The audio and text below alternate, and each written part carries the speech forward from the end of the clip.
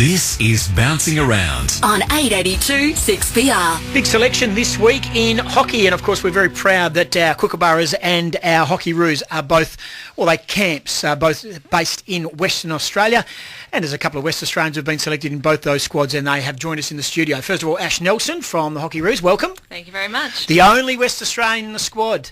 I know, once again, sole representative, unfortunate. But, Jade Taylor, who's another WA girl, she's been playing really, really well. And we've just got a really strong side at the moment. She was unable to make it in. So flying the flag individually this one round, but hopefully Com Games can get another one in there. Okay, so they rejigged the team after the World Cup. They'll revisit injuries and maybe a bit of form. Absolutely. It's a really long tournament. World Cup will be away for 5 weeks, and so, it might be a matter of getting some fresh legs in there, and like you said, injuries. So definitely going to be a new team going to Commonwealth Games. So only one West Australian in the Hockeyroos, but there's 3 West Aussies, but only one boy from the metropolitan area, I'm led to believe. Tyler Lovell joins us, who's also he's in the Kookaburras. I think Fergus Kavanagh from Geraldton. And you got the cat who comes from Margaret River. Absolutely. What's his name? Aaron Zalewski. That's it. I've never heard of him. Has he been around a while? Yeah, he's been in the program 2 years now. Okay. With the Kookaburras. 3 West Aussies, but you're because Ash Nelson is from Wagen. So only 3 good things from Wagen: the Nelson family, the Matera family, and the road out. Represent. And well done to you. You're in goal, and the goalkeeping stocks in the men's team seems to have ebbed and flowed over the last couple of years. It's been pretty hard to hold your spot. Yeah, absolutely. There's been I think there's been 4 of us that have rotated through post London, and Andrew Charters has been the most consistent one over that time. But yeah, certainly there's opportunity to put your hand up and stake the claim as number 1 at the moment. And World Cup Olympics is great, but for both of you, World Cup is that the second tier tournament? Is that the second one that you try and win beside the Olympics? Yeah, I think so. Obviously, Olympics for any athlete is really important, but as far as the World Cup goes, that's our benchmark tournament. Com Games is really important for Australians, but when you go to World Cup, you're playing against teams like Holland and, for us, Argentina, who are number 1 and 2 in the world, and you're just not going to get that quality when you're at the Commonwealth Games. So really important as well for world ranking points. Chatting with Ash Nelson and Tyler Lovell, who are with the Kookaburras and the Hockeyroos. And in regards to the boys, the makeup of the squad, a couple of guys coming back from injury, which was interesting. Rick Charlesworth rolled the dice on a couple of blokes who have had injury interrupted months, but he's going with a good mix of pretty old, but there's a couple of young guys who I haven't heard a lot of. Yeah, no, that's it is a pretty senior side. He's got a lot of experience with Jamie Hayward. Is he in the team? Jeremy Hayward, yeah. So he's a 21-year-old. He's went to the Junior World Cup last year, so he's just come in. There's Aaron Zalewski, as you've mentioned before. Yourself have played under 30 games. And then you've got the experienced guys like Liam DeYoung, Jamie Dwyer, Mark Knowles, who have all played over 200 games, and Rob Hammond. So Mark Knowles still playing. He was playing when David Bell and the Hazelhurst brothers were playing. It's better with age, I think. Do the men and girls mix? Are the teams? Do you sort of follow each other's progress? Are tournaments played around each other? And the World Cup for men is being played at The Hague? Yes. Same. Yeah, at the same time? It's quite unusual. Wow. Usually the tournaments are quite separate. We'll see the boys down at training and have a look now and again. But like I said, it's really unusual. We've got the World Cup this year together at The Hague, and I think it's going to be a fantastic environment because really Holland is the home of hockey. So to have the men and women there, it's going to be quite a spectacle. Can I ask you about the commitment you both make? And we've had other people in the studio, other girls in the studio, and spoken to other players in the past. The commitment the hockey players now, you've got a remarkable standing in, probably more so in the West Australian sporting map. I think because you're based here, that's the thing, we get around the Kookaburras and the Hockeyroos more than probably they do on the East Coast. But when the Olympics come around, the Commonwealth Games come around, or the World Cup comes around, everyone wants a piece of the hockey. It's a massive commitment to make because there ain't a lot of money to be made. You have to find your own sponsors predominantly, or get good management around you. I mean, how hard is it, Tyler? What else do you do apart from hockey? Yeah, so it's very hard, as you say.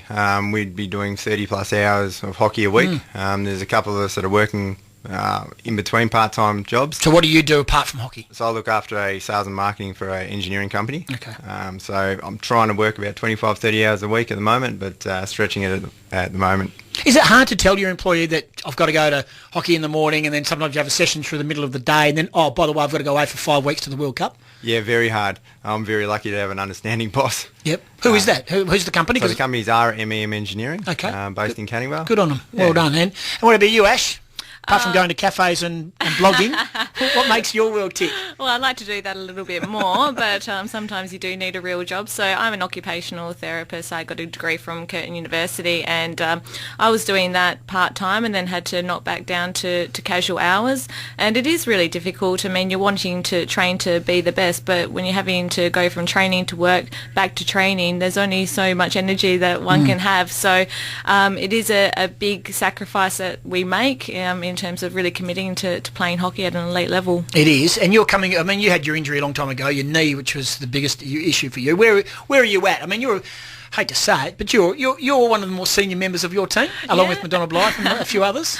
I am feeling a little bit You're old. not that old. Sad when you get I'm to not going to ask 27. how old you are, but I mean, you've got a lot of little kids running around your team. We do. We have a lot of younger girls running around at the moment. This will be my second World Cup, and we've got a couple of other girls there that it's their second World Cup as well. But as far as the body goes, I did have a quite a bit of difficulty with my knee, but I'm feeling good. So I'm hoping I'm a bit like Mark Knowles, and like I said, getting better with age. But we'll wait and see. Goal scorer, obviously, that's your prime objective when you're playing? Yeah, I'm actually playing a little bit more through the midfield at the moment, trying to offer a bit more experience through there. We've got quite a few young guns in the forward line at the moment. Kelly White, Emily Smith. Kelly White, really exciting, best tomahawk that I've seen on someone. So when we've got girls like that playing up in the forward line, I'm more than happy to slip back into that midfield role. Chatting with Ashleigh Nelson from the Hockeyroos and also Tyler Lovell from the Kookaburras, who are preparing for the World Cup and the Com Games. Goalkeeping. Big pads, big chest guards, gloves, face mask. Can you actually see the ball? Yes, a lot of reflex stuff is involved. It's all changed now because the ball can come at any height for you, can't it? And you just got to protect that goal. Absolutely, try and get in the way. You've got to try and get in good lines and then just back your reflexes, back where you train for basically, and hope it doesn't sneak through the pads and hit somewhere that's not protected. Were you born in 1978? No. Okay. In 1978, I was 13, so it gives my age. I'm born in 65. In 1978, I was playing for Cricketers, which became Westside Wolves. And it was Charlesworth and Hazelhurst, and I was playing 13s, and we were playing East Fremantle at Kings Park hockey fields, and they were grass.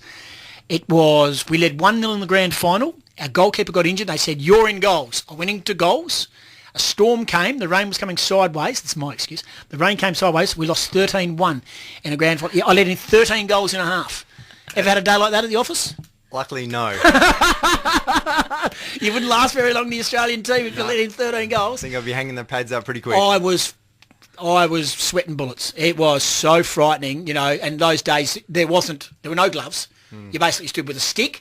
I think I had a face mask, and you just had the old kickers, the big thick ones, the white ones, and the disconnected pads. It was a nightmare, and they had this big power hitter. It was scary stuff. Do you actually... I mean, I reckon you were defending the girls and the guys. You put on your equipment now to run out. That's scary business. Yeah, well, that's why I actually run back to the halfway line. So I'm one of the smarter hockey players and choose to be at the other end of the field. You won't see me getting in there defending. So you can put on a glove and a face mask. Yeah, they've got face masks and gloves now, which is really important. And the girls and the guys take that on board, and a lot of them wear it. But I think that's the thing that you have to do these days. I mean, there can be accidents, and protective equipment is really important. If you've got a question for Ash or Tyler, give us a call 92211 882, or you can text us 1999 677. We're going to speak to Ash Nelson about another huge part of her world, which is taking place at the end of the Commonwealth Games. Okay, so we take the World Cup. Who's the teams to beat the World Cup for the boys? Look, the Dutch over there is going to be very hard. Germans and Belgium for me, the top four, and obviously us. Yeah, very much so. And the girls, Argentina, can I just say this? They just seem to have the wood over us. Listen, Argentina, if you look at results, they actually have been fairly consistent, us winning or them winning by 1 or 2 goals over the last couple of years. I'd probably say Holland is a team that has the wood over us. We actually haven't played them that much, and so we got the opportunity to play about 5 games against them earlier in the year, so hopefully we can keep on building on that and get one over them while we're over there. Yeah, good stuff. Okay, and the Commonwealth Games, gold is the objective, and we're both in position A for gold, I would imagine. Who are the teams to beat in the Com Games? For the women, it's, the Trans-Tasman rivalry that always comes out to play, so definitely New Zealand. But England are sitting number 3 in the world at the moment. We've had a couple of strong wins against them, but they're always in contention. Are the goals different in regards to setting yourself goals? Yes, you go to these tournaments wanting to win, but you know it's going to be harder at the World Cup. You come away with a medal, you go, that was a pretty good tournament for us. Did we get a medal? But if you don't come back with anything but gold at the Commonwealth Games, you come back and you go, Is that how is that a fair assessment? Yeah, absolutely. Definite gold medal at Commonwealth Games. At World Cup, I think at the moment we're setting our priorities on making the semi-final and then definitely progressing into the final. To win a gold medal against Holland or Argentina, we'd have to be on our best game or on our A game. So, probably the goals do change a little bit, but we're looking further towards Rio at the moment as well, so we want to keep on progressing and lead up to that. Yep, and what about the boys? What as far as the goal setting, you probably would think you can win both. Yeah, absolutely. Rick always talks about playing in the big match. So, we go away to these tournaments wanting to play in the last game of the match, of the series. So, yeah, certainly. Has he still got the edge? I know he's given it away after Com Games. Is that right? Yeah, that's correct. Yeah, is he still pretty focused and he's pretty hard at it? Absolutely. He's, his record speaks for itself. He's one of the best coaches that hockey's ever had. He's an intense cat, isn't he? Yeah, he is. He's very intense, but very good at what he does. And as he's got 2 months, 3 months left. He'd be putting all the efforts into the World Cup and Com Games. Just one more for you, Tyler. We're talking to Tyler Lovell, who's a goalkeeper for Kookaburras hockey team, heading off for the World Cup and also the Com Games, not far behind that. If you're a goalkeeper and you're practicing, and you only stand in between your goal and you don't actually come out and sort of, if you get more than 3 metres away from your goal, you're probably a long way from home. What do you do to practice? Because you don't have to have the stick skills. Is it just a reflex position? Yeah, we do a lot of ball machine work and a lot of goal shooting. Stand there and have the guys just pelt it at you. Pretty much. And do they try when they're setting up goals for their own? Say Rick's trying to set up a penalty corner situation. Do you know what they are doing? Are you privy to what they're trying to do? No. They keep you in the dark, basically. Not on penalty corner stuff. No, we just stand in the net and just try and read what's going to happen and save it. Short corner. Sorry. When we're doing goal shooting practice, we know what they're doing. Their objectives try and shoot low. Yep. Generally, the less goals they're scoring low, the higher and more direct at us it gets. How did you put your hand up to going into goal? What stage of your life you say, yeah, I'd love to be a goalie? Yeah, I still remember it was first year in under 11s and they said, who wants to be a goalie? And I said, that'd be cool because I love kicking the soccer ball around and jumped in the goals with no pads, a bit like you. Yeah. And you're better than me, mate. I've never gotten out since. Yeah. Perfect. Good on you. And why hockey for you down at Wagen? Not much else to do? I saw your performance and you were my inspiration. Yes, Santa girl. No, mine really was family influence. My dad and brothers played back down in Wagen, and really growing up in the country, you've got a choice out of football, netball or hockey, and because of my family playing hockey, I fell into that and went to boarding school up in Perth and kind of progressed from there. So, yeah. And you're happy with what you've achieved? Absolutely. I think growing up I never really realised that I could actually play for the Hockeyroos, and to make that debut game and then look back on it now, I think I'm at 143 and looking to get to my 150th game at World Cup. It's quite an achievement that I'm really proud of. Yeah, so you should be. We'll take a break, come back. Melbourne are still 28 points in front. Is that 28? 28 points in front of Adelaide in Adelaide. Wowee, that would be an upset and a half, but they've got everyone behind the ball and they're making life incredibly difficult. And East Perth are spanking East Fremantle on the waffle now by 41 points. That is the East Perth West Coast Eagles, of course. A break, come back, going to speak to Ashleigh Nelson about a huge personal effort that she's about to make at the end of the Commonwealth Games. More on that on the way. It's 3:45. You're listening to Bouncing Around. For Toolmart, 12 stores, or go to toolmart.com.au. And Gemmell Homes. Craig stands behind every home he builds. On 882 6PR. Now, just repeating the half-time score at Adelaide, and this is remarkable. Melbourne 7-2-44 over the Crows, 2-4-16. Goal kickers for Melbourne, 2 goals to Chris Dawes, singles to Viney, Salem, the youngster, Bale, Kennedy Harris and Jack Watts. And for Adelaide, it's pretty ugly. Dangerfield has got 1 and also Scott Thompson. What an upset that would be. Other games being played coming up, Brisbane and Sydney, Essendon and the Bulldogs, and then tomorrow, North Melbourne, Gold Coast, Geelong, Richmond, and our game. And we can, I'll be at Patterson Stadium from midday tomorrow, along with Peter Vlahos and the team, because we will be doing morning, bouncing around from outside Gate 8 before West Coast take on Fremantle.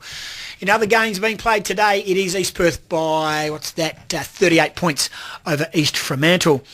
Well, when you come back from the Commonwealth Games, Ash Nelson, everyone else will be putting their feet up, maybe doing a bit of gallivanting around Europe. First of all, what are you going to be doing, Tyler, after Com Games? Do a bit of travelling quickly while you're there? I think so. Might as well. Yeah, you're there, one flight over, get that paid for, just do all your little internals and get the hockey to pay you to come home? Absolutely. I think that might be the plan. It's everyone's plan. But someone you are doing, Ash Nelson, taking on a remarkable feat. You're doing the Kokoda Trail with a teammate in Rachel Lynch. Absolutely, just that fit that we want to do a little bit extra. But no, like you said, Rachel Lynch and I have decided to do something for charity. So we're swapping the hockey boots for a pair of hiking boots and heading over to PNG to trek 96 kilometres. And we're doing it to raise funds for RUOK, which is a mental illness group. Yeah, okay. So when did this moment of craziness come about? Was after a few sherbets on a Sunday afternoon down at one of the pubs and said, let's us walk the trail, Lynchy. Well, it seemed like a good idea at the time, and that's where all my best ideas come from. But no, we actually had been approached by RUOK previously, so we've had a little bit to do with them. They've got RUOK Day, which is on the 11th of September. Unfortunately, when they were going to be walking the trail, we weren't able to do it, so we thought, well, why not do it at a different stage where we can still raise funds and go ahead and embark on a journey which I'm sure we'll find really interesting, but also is of benefit to the community as well. I looked at Sam Newman and Gary Lyon, the sort of more recent high-profile people do it. Sam's pushing late 60s now, remarkable effort. Do you know what's ahead of you? It's all very nice, but it's a fair effort. Yeah, well, Rachel's uncle actually did it, and she passed on a little DVD to show what I was in for, but I've actually opted probably not to watch it because I'm a bit scared of what it might entail. But we actually won't be able to do a lot of preparation, so we won't be able to do a lot of hill work, so I'm hoping that our Commonwealth Games preparation is going to be enough. So it could be really difficult, but it goes for 10 days, so I think people generally do it between 8 and 10 days, so we're on the sort of longer end of it. Okay, so 96 k's over the 10 days through that jungle terrain, Port Moresby to Kokoda. You carrying your own bags, or you get someone to do that for you? What's the floor plan for this trip? I think we're going to be having somebody carry our bags. I think we're going to hold the day pack. We'll carry that, but that's the plan at the moment. We're still to make a judgment call on that one. Depends how tired I am after Com Games. Yeah. To be honest with you, I mean, climbing the hills, and there's the Kokoda Trek through Kings Park. I think people do the trail that you can do as a bit of a practice and the like, and hill climbing. Many people do it.